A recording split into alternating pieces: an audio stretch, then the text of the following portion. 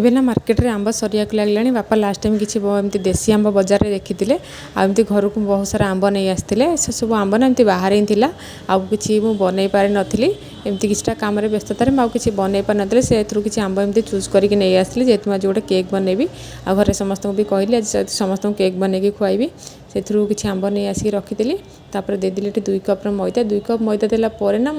सब छाणी सारापर मत कम लगे जेहेतु घर समस्त बनाऊँगी गोटे आउ 2 कप देली से सब छाणी सारापर मुझे देदेली 1 कप चीनी चीनी मु 1 कप नहीं जेहेतु आंबटा बहुत मीठा अच्छे ना से 1 कप चीनी नहीं आपण मैंने चाहिए कम अधिका करेंगे आ नहीं 4 ରୁ 5टा गुजराती मंजी दे से सब ग्राइंडिंग करके भी छाणीदेली तापर देती 1 चामच बेकिंग पाउडर अल्प किसी बेकिंग सोडा से सब को छाड़ दे सारापर ये मुझे आंब गुड़ा नहीं आसती ना से सब का काटिदेली गोटे ग्राइंडिंग जार देदेवी जेहेतु गोटा पियोरी बनैकी देवी आम केक बनैबा ना से पियोरी बनईदेली आ से आंबर पियोरटा दे सारापर से आड करदेली किसी मिल्क पाउडर देले एमती भी टेस्ट बहुत भल लगी थाए आउ से देदेली अल्प किसी क्षीर ये मुझे अधा ही आड करी बाकी अधा मुझे आड करी से सबको मिसई सारे आग भल भाव में मिसईदेली जमी सबूरा टोटाल भल भाव में मिसीज तापर देदेली ये किसी बटर आपण मैंने बटर जगह चाहिए ऑयल भी नहीं पारे कि बटर देले बेसी भल टेस्ट आसी थाए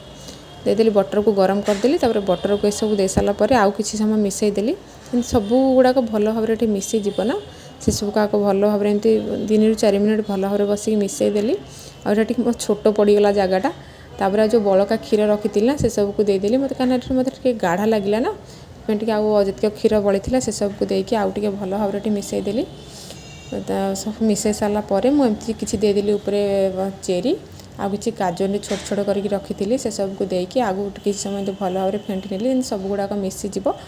तापर ये मुझे केक रे जोटा बनैबी ना आग बटर पेपर देकी रेडी करके रखी आ बटर पेपर टी ऑयल लगे देती से सबको केकटा जेहेतु मुझे गैस रे बनैबी से सबको दे सारा ट्रांसफर करदेली जेहेतु केकटा गैस रे बनब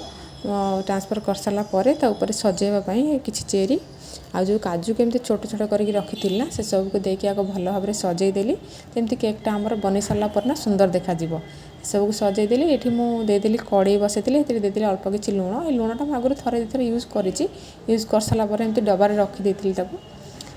तापर तो गरम हाँ किसी समय छाड़देली किसी समय गरम होगापर लुणटा ना घोड़े रखीदी कड़ेटा को आ लुणटा किसी समय गरम होगला गरम होगला केकटा बसईदेली से पूरा 40 ରୁ 45 मिनट देदेली 45 मिनट हम जो केकटा मोर रेडी होगा टोटल 50 मिनट होता है जेहेतु बड़ केकटा आ देखो 50 मिनट पर केकटा बढ़िया सुंदर भाव में केते सुंदर फुली आपण मैंने गोटे पेपर काढ़ी भी देखेबी कि पछकरू केते लाल पड़ी आग करू जेमती बनई सेमती केते सुंदर देखा जाउची आ पूरा स्पंजी भी होईची आपण मैंने मुझे काटिकी देखेबी केकटा केते स्पंजी बनी केते फ्लफी बनी घरे समस्त भी टेस्ट करी केकटा समस्त बहुत पसंद आसला